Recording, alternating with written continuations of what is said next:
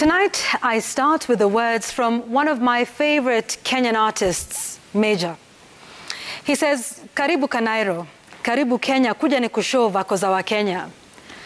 So, a prison cleaning supervisor has had his assets frozen. How much, you ask?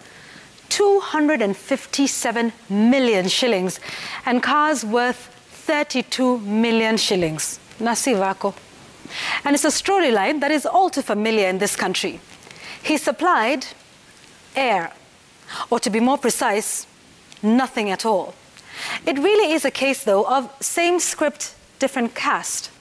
I mean, any of us could write this story with our eyes closed. Pick a name, any name at random.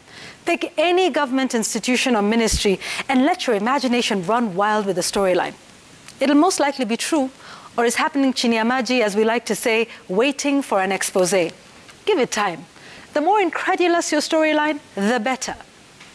The stars of all these corruption stories ran the gamut of Kenya's social class, from hairdressers to former PSs, even relatives of those in high office, and now those in the prison service too. This particular case is as brazen as it is incredulous and can't possibly have been pulled off by just one person. You see, the suspect is said to have 7 companies that received payments from various prisons across the country.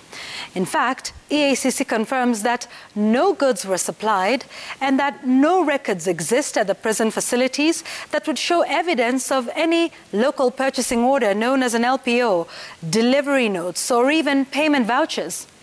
Instead, the suspect is said to have used falsified documents to claim payment that was made through the State Department of Correctional Services account at the Central Bank of Kenya.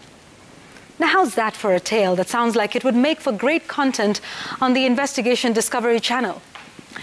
But you know, there's a reason that this happens over and over again.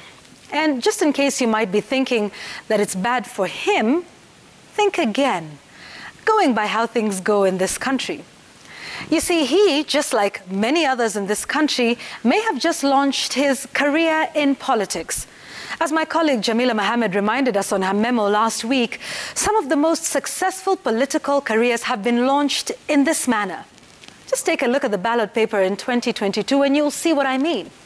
So for he and others who are yet to fall under the glare of investigation, they might want to start off as independents now that nominations are over. One thing's for sure, they are financially independent after all. And they should not worry about, getting clearance from offices like EACC and others like the IEBC, not even from the voters who actually put them in office anyway. After all, governors who've been impeached have been given the all clear and complete with the privilege of choice on which county to vie for. For all those who have questions around their character, you see, they have options laid before them. They can pick a county of their choice, from the seaside to the valleys, to the plains, and even the forest. And then we also have convicted legislators hoping to defend their seats, serving their sentences not in jail, but on the ballot. So maybe it's time we stop gawking and opening our mouths and gasping in temporary shock every time we hear these incredulous tales. This is who we are. This is what we have accepted.